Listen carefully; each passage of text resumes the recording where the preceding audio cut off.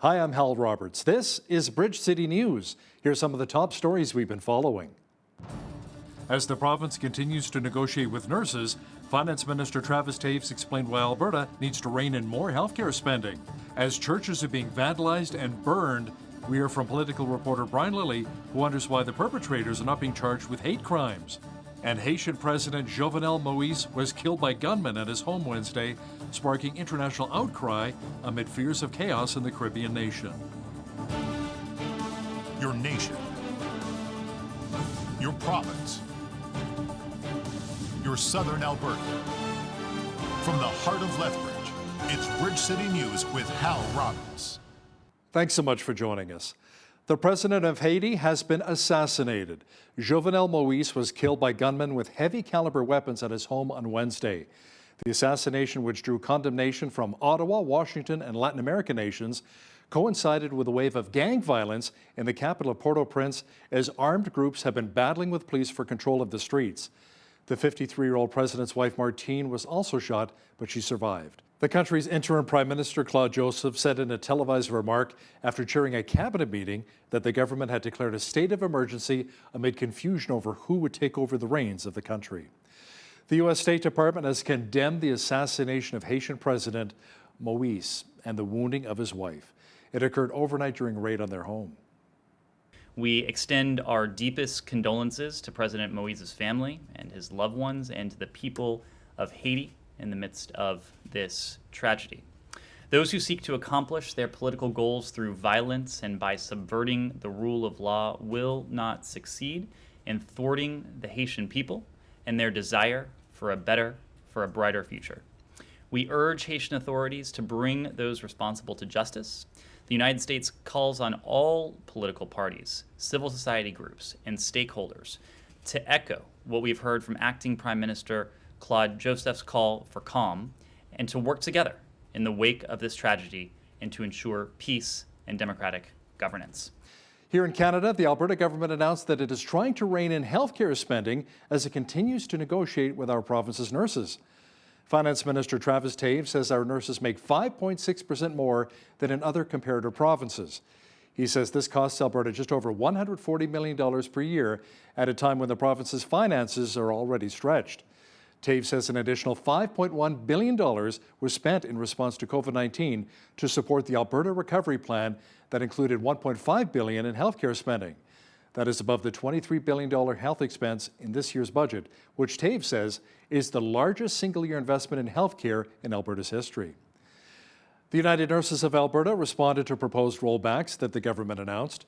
Employers can now add a 3% salary rollback to other cuts, such as the elimination of semi-annual lump sum payments and reduced shift and weekend premiums. The union that represents more than 30,000 nurses and allied workers in Alberta say the cuts total more than a 5% compensation reduction. The UNA negotiating committee is scheduled to meet with employers participating in provincial negotiations on Thursday. The province has approved the revised business case for the Calgary Green Line LRT. Minister of Transportation and Municipal Affairs Rick McIver says Alberta's $1.53 billion commitment toward the Green Line is a massive investment in the future of Calgary. While the Green Line LRT is a City of Calgary project, the province is still required to submit the updated business case to the federal government, which it did on June 24th. Phase 1 would include 18 kilometers of LRT from Shepherd to Eau Claire, and Phase 2 would be 2 kilometers of LRT from Eau Claire to 16th Avenue North. More rental support will be coming to 35,500 Albertans through a Canada-Alberta housing benefit. Josephine Pon, Alberta's Minister of Seniors and Housing, along with federal officials, announced a combined $444 million investment to fund rent support for Albertans in need. This joint funding is based on investments ranging from 2019 to the year 2028. The temporary rent assistance benefit, which opened on May 1st, provides a subsidy to help eligible tenants in Alberta's 7 major centres afford their rent while they stabilize or try to improve their financial situation. Over the lifetime of this new funding agreements, we will help around 35,500 households, as the minister mentions, with a low income and afford their rent through our, we designed the rent supplemental program, which we designed last year. So when we set ours to, we designed the rent assistance, We have the current and the future needs of Albertans in mind. I'm pleased our program changes have put us in a positions to maximizing federal funding and provide the critical housing supported Alberta in this difficult time. Households in Lethbridge will be able to access the Canada-Alberta Housing Benefits Support. CAO of Lethbridge Housing Authority, Robin James, says the funding is a welcome benefit for those who need it the most. Lethbridge does have a lower than the Alberta average income level, so it's really important that we have as much programming dollars as we can. Currently, Lethbridge Housing has approximately 800 units that are social rent geared to income units or affordable units in the city.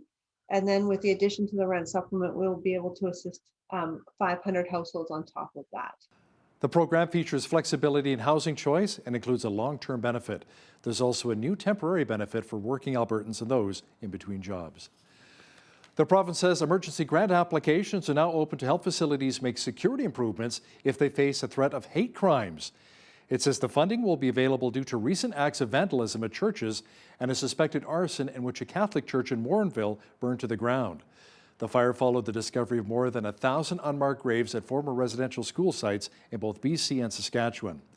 Premier Jason Kenney says all Albertans must be able to exercise their religious freedom in peace and security. As we reported on Bridge City News, more churches are under attack since the discovery of those unmarked grave sites near the former residential schools. Red and orange paint is being splattered across the doors and windows of churches, and some churches are even being lit on fire. Should those who are vandalizing our churches be charged with a hate crime? Political reporter Brian Lilly weighs in with his thoughts. If this was any other faith group, this would be labeled a hate crime. The Prime Minister was asked if it was a hate crime the other day, and he wouldn't say. He called it wrong and said it's a shame, but I think we can all agree it's wrong. And at one point in one of his answers, he actually said it's understandable. You can't say that you're condemning something if you also say that the actions are understandable. Mr. Lilly will also talk about if he thinks we may be headed to the polls for a federal election this fall. That Q&A is coming up after business news. With the potential of new travel opportunities coming for Canadians, this also means vacation scams are on the rise. The Better Business Bureau says to watch out for fraud involving free vacations, hotel scams, and third-party booking site scams. The BBB is warning vacationers to be wary and offer tips on how to best protect yourself from being taken advantage of. Check references, whether it's a company or a property, a hotel, whatever. Find out from family and friends. Do you know about this place? Have you been there before? Have you used this site? So that's a great way. Check the company out or check the individual out. Get some information beforehand. Never prepay everything.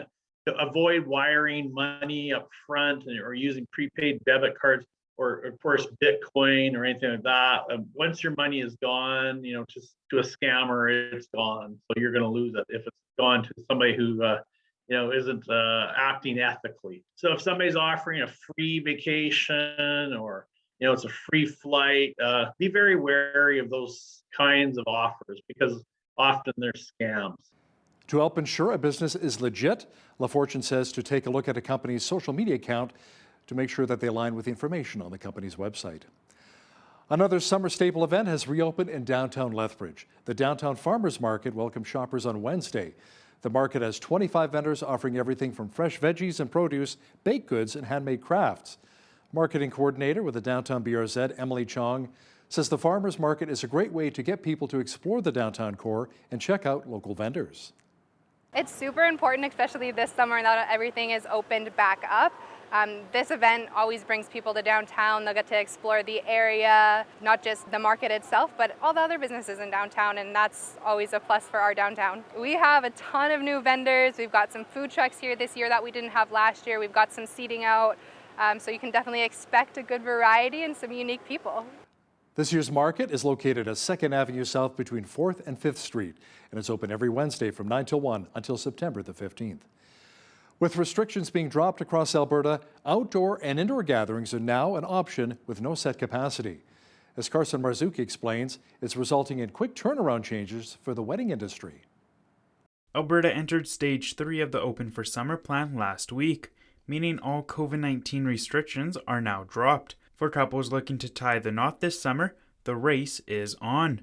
Wedding venues around Lethbridge are also quickly adapting to the new changes. For us, we're seeing our events go from planning over a year and a half out for them maybe at 150 to planning for 50 to now planning again to their large group size. Wedding and events coordinator at the Norland Historic Estate, Alexandra Danilchuk, says the last few weeks have been nerve-wracking and stressful, but also exciting with decisions having to be made quickly. I find the couples who are doing that, they're not scared of making those decisions. They're excited. They already know what they want. They've just been waiting to actually be able to plan it. So if we can pull it off, we're going to pull it off for them. Lethbridge Event Rentals sales manager Ellen Affey-Lupoy says when the loosening of restrictions were announced, the first few days following, the phones were constantly ringing, with couples and planners hoping to extend their guest list. It was insane. It was very busy and, chaotic, but we did it with a smile on our face. Both Lupoy and Danilchuk add, with weddings now increased in size, both companies were able to hire new and bring back returning staff after being laid off for more than a year. Lupoy says the morale of the industry has started to grow positive as weddings begin to happen this summer. To be a part of this industry that's definitely, we felt hit initially, to kind of come out of this on the other side and be able to provide the needs and the services of what people need of our clients, that's been, I think, the most rewarding part. Venues are recommending if couples are looking to book for 2022 to book soon as time slots are beginning to fill up fast. For Bridge City News, I'm Carson Marsouk. Backpacks are being stuffed with school supplies for families of children in need. Now, last year, My City Care helped out over 700 students. As Micah Quinn explains now, this year they're striving for an even higher number. The Stuff the Bus and Ready, Set, Go campaign provide backpacks full of school supplies, lunch kits, and emergency food hampers to help families that are struggling with the financial pressures of back to school. So this year we need everything. We need pencils, we need backpacks, we need paper, we need scissors, we need lunch kits. And a new kind of thing that we're looking at this year is indoor shoes. We actually are seeing a big need for indoor shoes for kids coming in, and we would love it if anyone in the community would like to kind of jump on board and help us with indoor shoes. It'd be super awesome. And same with lunch kits and water bottles and extra little things like that, just because the families have been hit with just those extra financial strains this year. And so for us to be able to kind of help top up some of those things would be really amazing. My City Care is projecting to help out 800 to 1,000 kids this year for the initiative. So this year, what's a little bit different about Stuff the Bus is we're actually taking on the Ready, Set, Go initiative as well. So the Ready, Set, Go initiative has typically been done like a fair through the schools. And this year, us in partnership and collaboration with a bunch of the other community organizations are providing the Ready, Set, Go program. We're going to be adapting it a little bit this year just to kind of still kind of keep I would say like just on top of the COVID kind of situation and be a little bit more adaptable, but we are going to do an outdoor fair. Families can kind of come through and get cotton candy and popcorn in their backpacks, and yeah, it'll be a fun experience. For more information on Stuff the Bus and Ready, Set, Go, you can visit mycitycare.ca/readysetgo. For Bridge City News, I'm Micah Quinn. A Saskatchewan First Nation where hundreds of unmarked graves were recently discovered near a former residential school is the first in Canada to take back control of children in care under federal legislation. Chief Cadmus Delorme signed an agreement alongside Prime Minister Justin Trudeau and Saskatchewan Premier Scott Moe. It's a ray of hope for Cowessess, yes. It's a ray of hope for other Indigenous communities in Canada. It's a ray of hope for our province of Saskatchewan, and I would say that it's a ray of hope for our entire nation. And it's no surprise that that hope is originating right here in this community of Cowessess. This is a progressive community. It leads in so many other areas as well. With the dry, hot weather much of the prairies have been experiencing, the Manitoba Wildfire Service says new restrictions have now been implemented due to the extreme fire dangers. The restrictions across much of southern and central Manitoba include the cancellation of provincial burning permits. Motorized backcountry travel, including ATVs, is prohibited unless with a travel permit. The service says camping is restricted to developed campgrounds, and campfires are only permitted between 8 a.m. and 8 p.m. daily. The search for victims of the collapsed Miami area high-rise condo reached its 14th day on Wednesday. Workers uncovered more bodies from the rubble. The USAR teams recovered an additional 10 victims, bringing the total confirmed deaths to 46. 32 of these victims have been identified and next of kin notifications have been made. At this time, 200 people are now accounted for, and 94 people are still unaccounted for. As we've continued to stress, the detectives are working continuously to follow up on all of the leads to determine whether all of these potentially missing persons were actually in the building during the collapse. It appears like the persecution of Christians is becoming more and more commonplace around the world. We hear of reports of Christians being killed and tortured in African nations, also North Korea, China, Pakistan, and in India. Andrew Croft works with Open Doors Canada, a Christian organization affiliated with Open Doors, which is a global ministry supporting and strengthening persecuted Christians in more than 60 countries for more than 65 years. It has raised around $70 million US last year to provide food, medicine, safe houses, and spiritual support for persecuted believers. Andrew Croft is the communications manager for Open Doors Canada. Andrew, how bad is the situation for Christians in India right now? Keeps getting worse. In the last 5 years on the World Watch List, India has continued to rise on the World Watch List. It is now number 10, the 10th most dangerous country to be a Christian in the world. And we see an increase of violence. Even during the pandemic, violence has increased against Christians. And then the pandemic itself has increased persecution, with many Christians reporting being left out of government aid because of their faith. And so I know we recently read a story of a Christian woman who went to a prayer meeting, and there at the prayer meeting, a mob attacked the prayer meeting, claiming that they were forced conversions, and they attacked this woman who was pregnant, kicked her in the stomach, and unfortunately she was rushed to the hospital and gave birth to a stillborn child. Wow. So who's been doing the persecuting? Is it the Hindu government? The persecution is coming from Hindu extremism. It comes from this Hindu ideology called Hinduvuta, which means that to be Indian is to be Hindu, and any religion outside of that is seen as Western or foreign, and not meant to be in India. And so Hindu extremism is really attacking the church with propaganda and lies meant to incite violence against Christians. We hear about the Canadian government speaking out against the treatment of the Muslim Uyghurs in China. Why don't we hear more about the Trudeau Liberals speaking out against the persecution of Christians in countries like India? Open Doors is aiming to help our government understand what is happening to Christians and other religious minorities in India. We've actually had a report produced by the London School of Economics and commissioned by Open Doors about the treatment of religious minorities in India. And so we are actually asking Canadians to read that report and send it to their MPs so that the government in Canada can stand up and help speak out against this treatment of religious minorities in India. Thanks so much, Andrew. That was Andrew Croft, Communications Manager with Open Doors Canada. There's a new plan to help reach students for Christ in England. A series of grants to help fund various mission projects has been awarded as part of the Church of England's program of renewal and reform. We have more now in this report. Tens of thousands of students and young people who may never have been to church before are to be reached thanks to a Church of England £9 million funding programme for mission projects across the country. In the north of England, St Augustine's is set to plant a new Sunday afternoon church in the student area of Hyde Park in Leeds. Their student pastor Tim Ryman explains how they aim to reach this unchurched generation. We are going to be cultivating and growing a new community of student disciples. As people come into our community, an opportunity to experience and be part of church.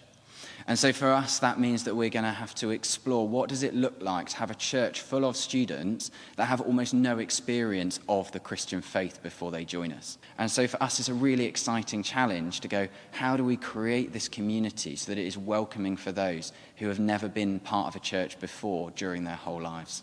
And as the Church of England funds several other mission projects like these, it's hoped many young lives will be impacted for the gospel. Peter Wooding for the Global News Alliance. We have been having some very hot days here in southwestern Alberta. A number of records have been broken over the past couple of weeks. And for this week's poll question, we are asking if you're enjoying the summer temperatures above 30 degrees. Make sure you log on to bridgecitynews.ca and let us know your thoughts. We'll add up the votes and have them for you on Friday's newscast. We had another beautiful summer-like day, but more clouds will develop, giving us a chance of a thunderstorm tonight here in Lethbridge. Complete weather details are coming up.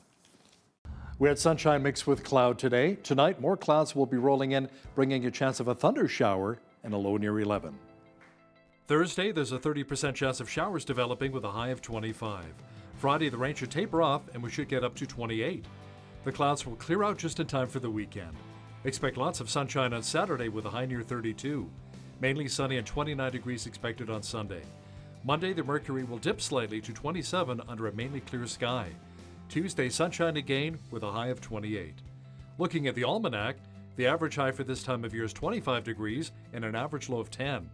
The highest temperature on this date was recorded in 1943 at 34 degrees, and the record low was 3 in 1996. The sun rose at 5:33 and will set at 9:40. Let's have a look at how Thursday is shaping up across the country now. It should be overcast and 21 in Victoria, BC, sun mixed with cloud and 23 for Vancouver. Expect light rain and 30 degrees in Edmonton on Thursday. A good chance of showers and 25 for Calgary. Rain and 24 degrees for Regina. Showers and 26 is expected in Saskatoon. Winnipeg had a smoke air quality statement today. Tomorrow the smoke should clear and you should get up to 27 degrees. Thunder showers are forecast for Toronto with a high of only 19. Thunder showers as well for Ottawa with a high of 17. Expect rain and 18 degrees in Montreal on Thursday. In Atlantic Canada, expect sun mixed with cloud and 23 degrees for Fredericton, New Brunswick. Mainly cloudy and 24 for Halifax, Nova Scotia. In Charlottetown, PEI, which dealt with a tropical cyclone alert today, tomorrow partly cloudy and a high of 21. And in St. John's, Newfoundland, expect a partly cloudy day with a high of 16 degrees. Today's weather is brought to you by Jeff Reimer of Royal LePage South Country Real Estates, 403-380-1779. Canadian employers are bracing for a rise in attrition as the country begins to emerge from the pandemic. A report from Stats Canada says 22% of business owners expect to have difficulty retaining employees over the next few months. Human resources firm Ceridian says some workers are enjoying working from home and don't want to return to the office, while others are feeling burned out. U.S. government stats show a 20-year high of 2.7% of workers left their jobs in April, and Ceridian says Canada tends to follow U.S. trends. CP rail trains are rolling through the burnt-out village of Lytton, BC once again. Now, the leader of a First Nation in the area says he'll do whatever it takes to stop them in order to protect band members. The fire first halted both CP and CN rail service. CP says the blaze disrupted critical transportation services for the movement of goods across Western Canada. CP is increasing inspections of its tracks and equipment as extreme weather persists. But Chief Matt Pascoe of Lytton says resuming rail service in tinder-dry conditions is creating anxiety, and he's hoping conversations with relevant agencies will result in the halting of service. Vancouver-based Fraser Timber has announced it is conducting a modified Dutch auction to buy back up to $1 billion of its shares. The forestry company says the tender price range will be between $85 to $98 per share. It says it will pay the lowest price that will allow it to buy back the maximum amount of shares tendered to shareholders. West Fraser raised its dividend earlier this year after it reported its first quarter profit rose, which was boosted by higher lumber prices. A new analysis suggests much of the taxpayer money that funded oil well cleanup in Alberta may have simply replaced money energy companies would have spent anyway. The Parkland Institute released new research into the federal funded program to clean up neglected oil wells. Alberta's share of the program, worth about $1 billion, has been managed by the province. The study says the province spent $363 million on well cleanup last year, close to the same as the $340 million that industry spent the year before. The report says the public ended up paying for work that used to be the responsibility of the polluter. Now, here's a look at today's markets. The TSX was down 9 points on the day to finish at 20,290. The Dow was up 104 points to 34,681. The S&P 500 was up 14 points to 4358, and the Nasdaq was up 1 point to 14,665.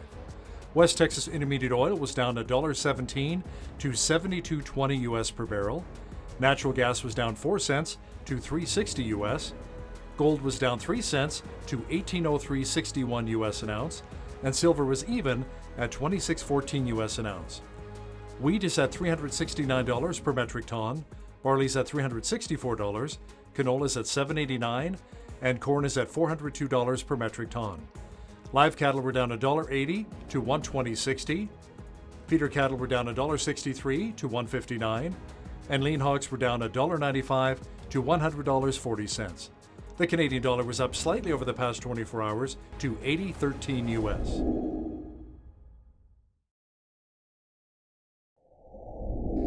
Recapping one of our top stories this hour, the president of Haiti has been assassinated. Jovenel Moise was killed by gunmen with heavy caliber weapons at his home on Wednesday. The assassination, which drew condemnation from Ottawa, Washington, and Latin American countries, coincided with a wave of gang violence in the capital of Port-au-Prince as armed groups have been battling with police for control of the streets. The 53-year-old president's wife, Martine, was also shot, but she survived. A couple of controversial bills are back in the news once again. Bill C-10, which many feel is an attack on our freedom of speech, and Bill C-6, which would amend the criminal code to include conversion therapy. Political reporter Brian Lilly will have an update shortly on the latest with both bills. But first, here's a look at what's happening in and around your community. Here's your Bridge City News community calendar. The Lethbridge Senior Citizens Organization is urgently looking for volunteers to take part in their Drive Happiness program. This program is to help seniors in our community who are facing extreme loneliness due to lack of accessible transportation. Volunteers will drive clients to their medical appointments, pick up groceries, and take them to important life activities. If you're interested in this opportunity and for more information, call 403-332-4320 or email volunteer@volunteerlethbridge.com. For their 10th anniversary season, the Lethbridge Shakespeare Performance Society is presenting 3 showings of A Midsummer Night's Dream at Nikayuko Japanese Garden. Experience outdoor theater with the beautiful setting of Nikayuko as the stage. Performance dates are July 9th, 23rd, and August 13th. Gates open at 7 p.m. with the show beginning at 7:30. Tickets are $20 per person and must be purchased in advance. For more details and tickets, visit nikayuko.com. And that's your Bridge City News community calendar. As you've heard on Bridge City News, Canada has a new Governor General, and her name is Mary Simon. To talk about our newest GG in more detail is our political reporter Brian Lilly, joining us once again from Toronto. Brian, what can you tell us about our new Governor General?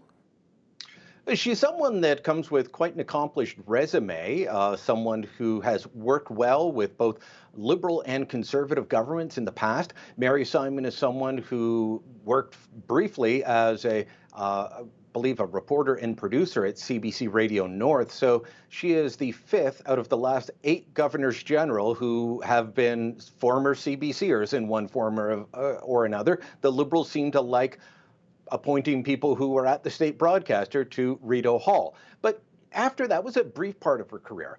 She spent decades working with all kinds of governments at various levels. For a time, she was Canada's ambassador to Denmark during the Chrétien years. During the Pierre Trudeau years and Brian Mulroney years, she acted as an advisor when discussing things like bringing back the Constitution, Charlottetown Accord, Meech Lake. Her advice was sought out. She's the past president of an Inuit group called ITK, and in that capacity worked very well with the Harper government when they were in power. So she's someone who knows her way around Ottawa, someone who is well respected, and someone who, unlike the last Governor General, was actually vetted by a panel of experts before someone just said, hey, you know, it'd be cool, let's appoint an astronaut. So is Mary Simon also Indigenous or First Nations? Yes, she is an Inuk woman. She comes from a remote village on the shores of Ungava Bay in very northern Quebec, near where Quebec and Labrador meet, actually. And so her father was not Indigenous, her mother was, and she is an Indigenous leader as well. So all around, a good choice. I find little to actually nothing to criticize on this choice.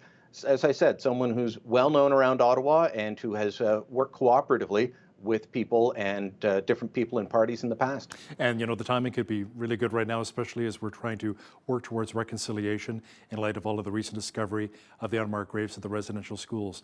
Now, Brian, one of the jobs of the Governor General is to dissolve Parliament for an election call. Where do we currently stand with that? I've noticed that Trudeau has been making some campaign-like appearances recently. He got a haircut, shaved off the beard. He's good to go. Well, one high-placed Tory said that they were waiting for the beard to go, and when the beard went, they knew that they'd be headed towards an election. So, but it's not just Conservatives who think that we're headed towards an election. Liberals have been openly talking about it, making sure all the candidates are in place. And there's no real reason for it. Yes, it's a minority government, but the government isn't under any sort of threat. They have a de facto majority through the support of the NDP, who can't find anything wrong with this government. The Bloc Québécois votes with the Trudeau Liberals on a very regular basis. But when you look at the spending announcements, the other day it was in Sault Ste. Marie, Ontario, $400 million pledge for a steel plant there to go green. You look at the announcements across the country, from Digby, Nova Scotia to Burnaby, British Columbia, in key ridings. The announcement of not high-speed rail, but high-frequency rail between Toronto and Quebec City, which isn't actually announcing they're going to do it. They're announcing that they're going to start looking at doing it with a procurement process. So, but it's all very campaign-like. It's very rah-rah, look at what we're doing, look at what we can do for you. And I think it's a setup to a call for an election that'll happen sometime after the August long weekend, and then voting day sometime in September. There are a couple of controversial bills that could be affected if an election is in fact called. Bill C6 and C10 would die if the election was called. What's the latest with these bills, Brian? Let's start with C6, or amending the criminal code to include conversion therapy. So C6, like C10, would die. A government bill, if an election is called, they cease to exist if they haven't been fully passed. C6, as you said, the conversion therapy ban bill, this is one that passed the House of Commons very late in the session, towards the end of June, and then it was passed on to the Senate. The Senate has given it first and second reading, and that means it's on to committee stage. Committee stage is when you hear from experts. One of the complaints was that the committee was very selective at the House of Commons. Will they be more expansive, more inclusive in the Senate? One of the main concerns of opponents of the bill is that the language is too vague, that discussions within families could become criminalized if this bill goes through in its current form. So we'll see if the Senate takes that up. They are under pressure from the government to get it passed. In fact, the government wanted all their bills passed within days. They literally wanted a rubber stamp of saying to all their bills, yep, this is good, we'll just pass it, we don't need to study it. They didn't do that. But there is talk that the Senate may sit in the summer to consider C6 at committee. That would be unprecedented.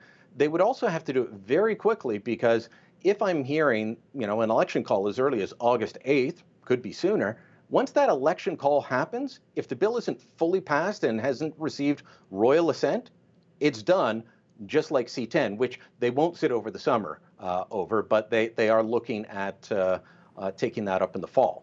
Now, Brian, on Bill C10, which the Conservatives say is really an attack on our free speech, the PM says it's really about making web giants pay their fair share.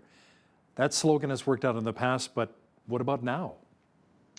Well, it's probably a good electioneering slogan, and some Conservatives have said to me for quite a while now that they think that the Liberals actually want to campaign on C10, because they can turn around and say, well, the Conservatives just don't like the arts, and this is about the arts. Well, it's not really. It's about giving the CRTC expansive powers over how the internet is used. We've talked about that in the past.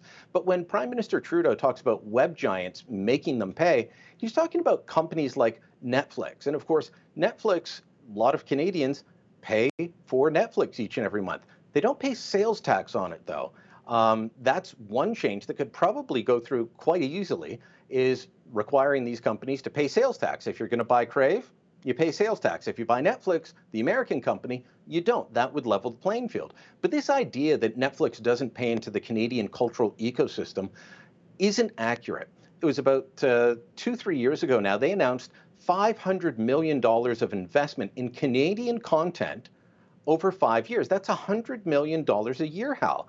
That's about a third of what CBC, our national public broadcaster, spends on original programming. So Netflix, an American company, spends a third of what CBC does, and that's their main reason for existing. So I think they're doing pretty well. By the way, that $100 million a year doesn't include all the productions that take place in Canada that aren't Canadian films, but just some of their regular TV series or movies that they produce. And they say, you know what, we're gonna make this in Toronto. We're gonna film it in Vancouver or Jasper or Montreal. And that is a huge boon to the Canadian arts and culture sector. So if anyone looks into the Prime Minister's claim, I don't think it'll pass muster. Or here in Lethbridge, we'll have to wait and see. Brian, do you think it's a little odd that we may have an election when there's so much division in the country right now, including the burning of dozens of churches in response to the discovery of unmarked graves at residential schools? I mean, Trudeau has condemned these church burnings, but you say he's actually excused the perpetrators. Why is that? Well, the country is very divided. I mean, look, the burning of churches, the vandalism at churches, an outright attack that if it were any other faith group other than Christians, and it's not just Catholic churches that are being burned, evangelical churches serving African and Vietnamese immigrant communities in Calgary have been attacked. Anglican churches burned to the ground.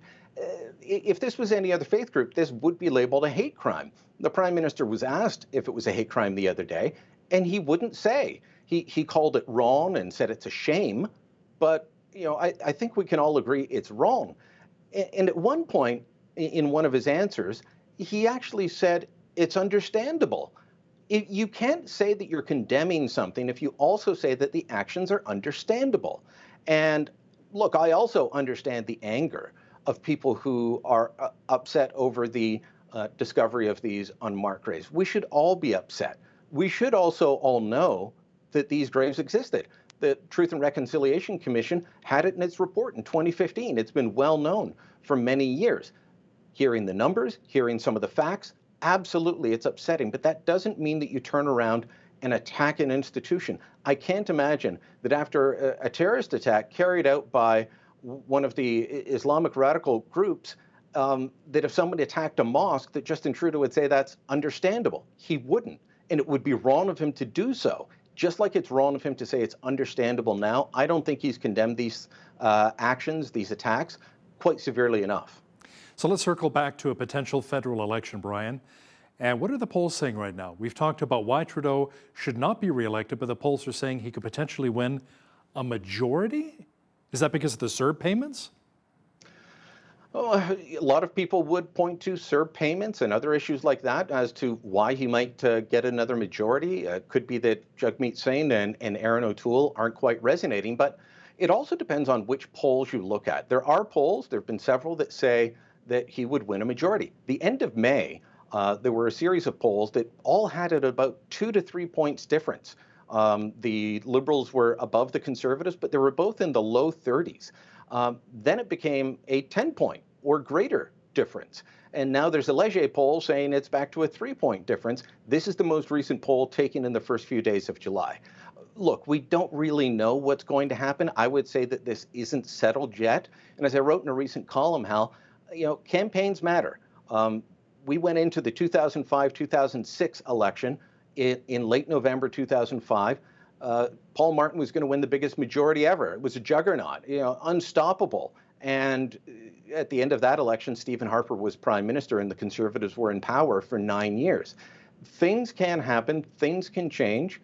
That's why I think, Trudeau and his team want to go to an election sooner rather than later, because if something bad happens again, things could change. Here in Ontario, when we had SARS back in 2003, that delayed the Ontario PC party from calling an election. And guess what? They went from being in the lead to being in opposition for 15 years. That's when I originally moved my family from Alberta to Ontario, was in 2003, just in time for SARS and the blackout. Welcome to Ontario, Robert's family. Now, Brian, if we head to an election, all federal parties will call in the huge army of consultants and big data firms to target voters. But when it comes to the Liberals, many reports have shown that they've been using taxpayer money to keep an American firm on their side for a number of years now. Tell me more. It is a company called MPG Van, and it has very close tie to the Democrats. Now, imagine this, Hal. If this were the Conservatives who had hired the same firm that ran Donald Trump's campaign or Ted Cruz's senatorial campaign or anything remotely tied to the Republicans, it would be nonstop headlines. It would lead the national newscast with denunciations of the importation of American-style politics. Instead, this company has been working on the Liberal campaign since 2015. They've been getting taxpayer money since 2016 to run constituency operations. Reports saying that as much as $1 million have gone to this firm over that time. When we do get to an election, this firm, NPG Van, is going to help run the Liberal operation. And specifically, what will they do? They will help them figure out how to target you with text messages, with Facebook messages, with online ads, with hitting the right markets at the right time in order to find key voting groups. They're big data. They're tied into a company called Data Sciences out of Montreal, owned by Justin Trudeau's childhood friend, Tom Pitfield. This is quite the shocking revelation that the Ottawa Press Gallery seems to just be yawning at, bizarrely. Now, one of the reasons you've cited for not wanting the Trudeau Liberals to be re-elected is their handling of the pandemic. Now, we're also learning more about the contract for a vaccine with a Chinese firm, CanSino, including upfront payments and the fact that Canada did not use the dispute clause in the contract? Yeah, this deal, this is the one that they announced in May of 2020, and it died days later, but they didn't tell us for months.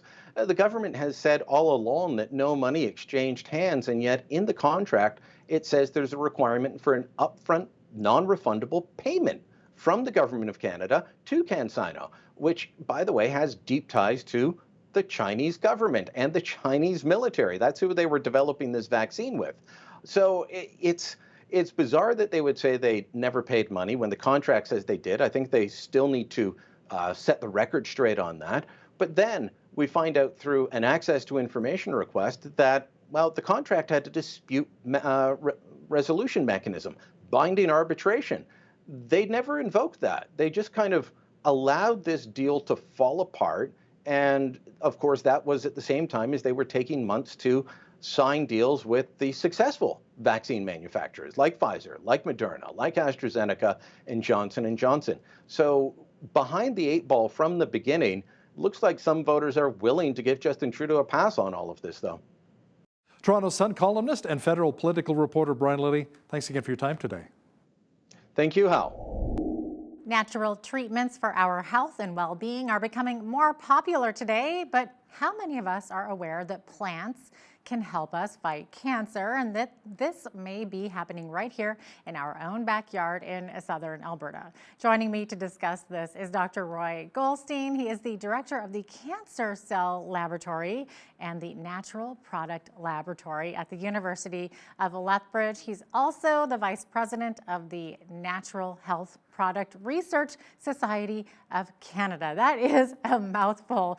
Dr. Goldstein, welcome to the show. It's good to have you on today. Thank you. So thank you for having me today.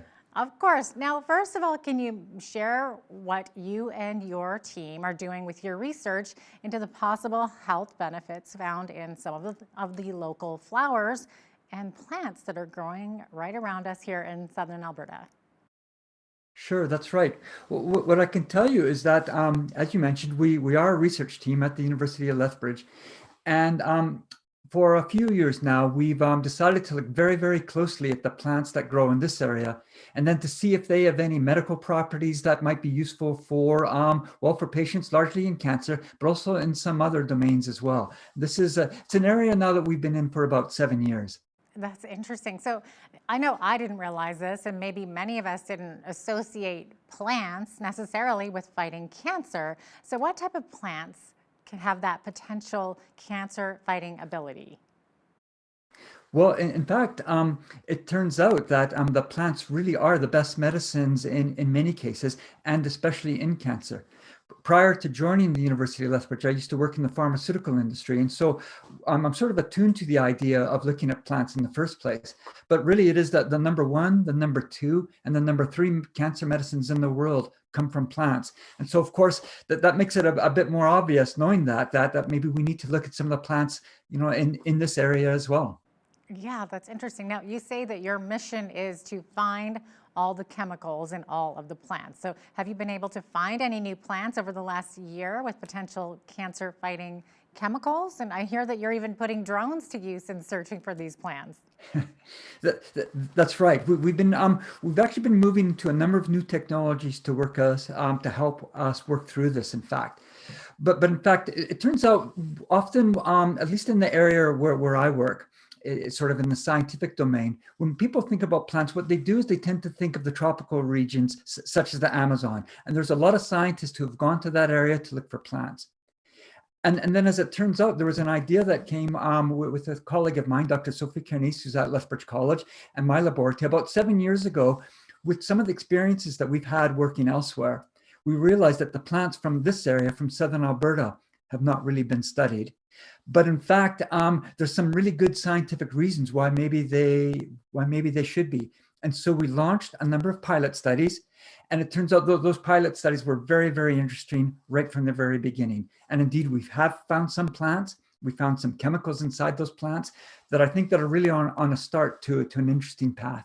Yeah, it's interesting that you have a collaboration with Lethbridge College, in which I've actually had the opportunity to speak with Dr. Kernice. So that was pretty fascinating as well. Now, Dr. Colstein, you've spoken with local Indigenous people here about some of the use of their traditional uses of native plants species. So which plants have they used as potential healing methods? Yeah, that's right. That's a very important point, because when I mentioned that, when I say that not a lot is known about the plants in this area, what I'm really saying is not a lot of scientific information is known about the plants from this area. But in fact, the First Nation peoples who live here from the Blackfoot Confederacy, there's actually two tribes with which we work, the Kainai and the Piikani. We actually contact them right at the very, very beginning of this project, because as you just mentioned, they actually know quite a bit about the plants. And it's been very, very interesting for us at a number of different levels. What we've been doing is we've been consulting with them on some of the plants, and we work with one. We actually, they've asked us to be using the Blackfoot name on these. So sometimes we don't even know the Western scientific name.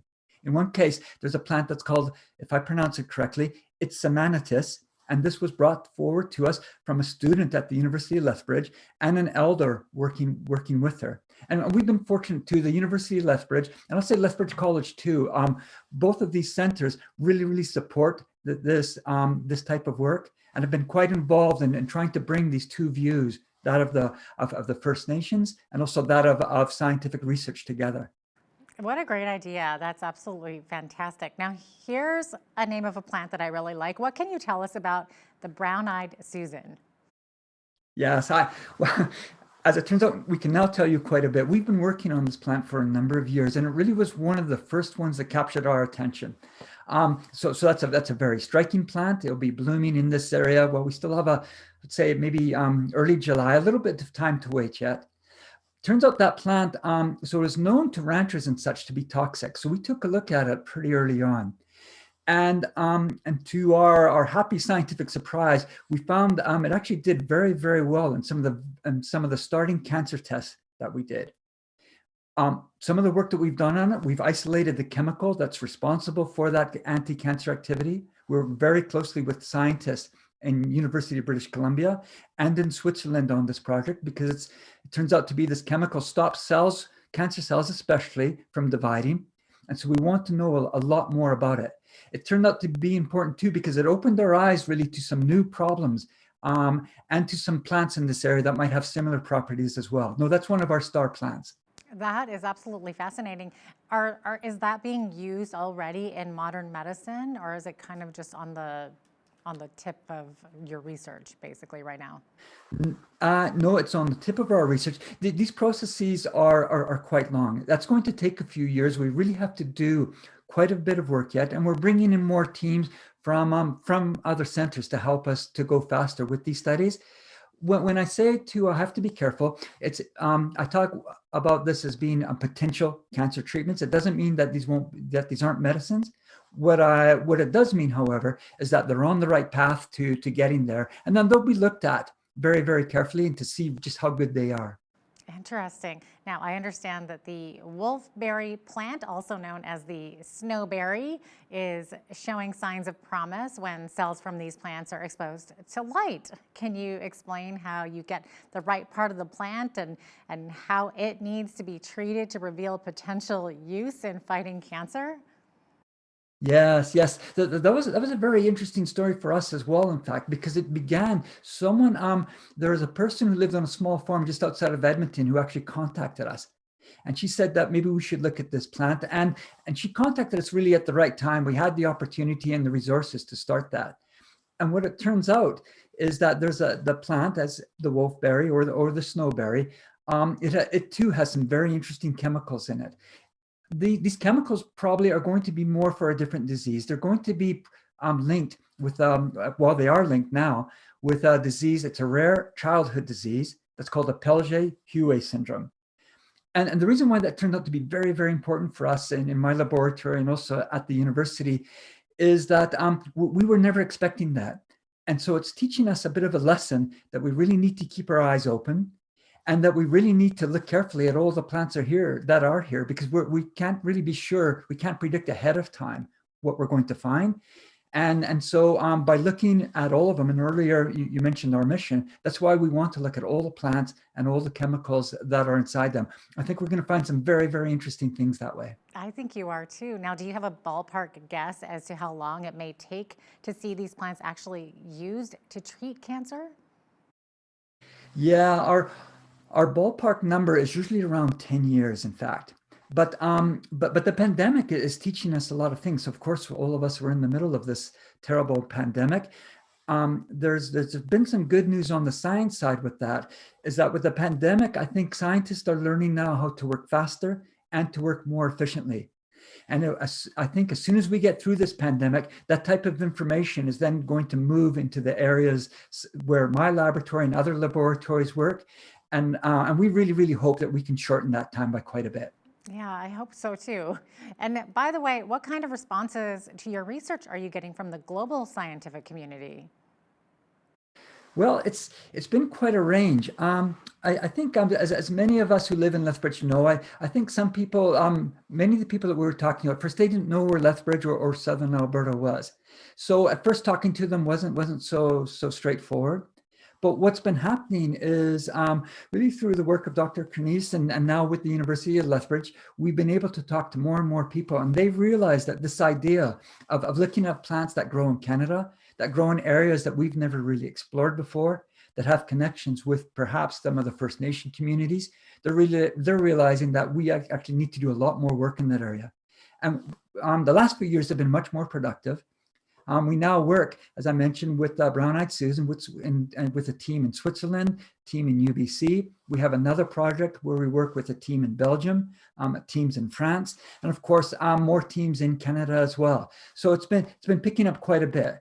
And I guess too, part of our idea is that we really need to focus on the strengths of the area where we live. Maybe people in business, they might appreciate this as well. Global science has also become much more competitive science. So where we find ourselves sometimes competing with large universities like University of Toronto or the universities in the San Francisco area. And so we thought we really need to draw from the strengths that we have here in Southern Alberta, our agricultural knowledge, our connections with communities, our plants that are from this area. And I think that's been helping us quite a bit. Now I'm becoming much, much more positive. Absolutely. And it's such a great way to put the University of Lethbridge and Southern Alberta on the map too, especially with these European they've been very nations. supportive. Yeah, other countries that, like you said, hadn't even heard of Alberta. That's fantastic. Now, Dr. Goldstein, I'm told that your research also may be put to use for natural cosmetics. Can you tell us a little bit about that? Yeah, so it wasn't one of our ideas at the very, very, very beginning. I'm not a person, I myself don't use a lot of cosmetics, but we began to realize just by, there are stores in Lethbridge that are now promoting cosmetics based on natural products. And we see that in some of the larger shops as well. And then we thought, well, maybe some of the plants here might be important for that. And it turned out we've done some preliminary work. I have a research team at the university who's working on this as well. And indeed, yes, as we know too, that the plants in this area grow under some very harsh conditions. And so the plants produce chemicals that help them adapt to that. And those are the natural products that work very, very well in cosmetics. And so we think too, here we're quite optimistic and we have some good scientific data to support that. We think here too that we might have some very interesting products, maybe for that field. And if I could just add one more part to that, I've noticed too, it's attracted students who maybe aren't so interested in some of the physics that comes with this or some of the other aspects. But it turns out they're quite interested in maybe some of the wellness areas that come with these plants. And these students have now been finding a way to work in research laboratories as well. Yeah, it's fascinating that work that you're actually doing there. So I really appreciate you coming on and sharing that with us today, Dr. Goldstein.